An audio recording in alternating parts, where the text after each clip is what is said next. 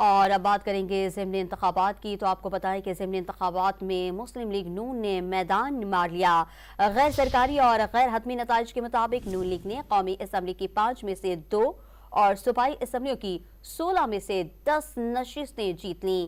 Peoples party, सुर इत्तेहाद council, इस्तेहकाम में Pakistan party और मुस्लिम लीग क़ाफ सूबाई असम्बलियों की एक एक नशिस्त पर कामयाब हुई।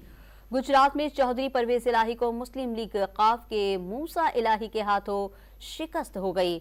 NA8 बाजोड़ में अपसेट हो गया। आजाद उम्मीदवार मुबारक जेब जीत गए, जबकि PTI हिमायत याफ्ता उम्मीदवार गुल सफर खान को शिकस्त हो गई।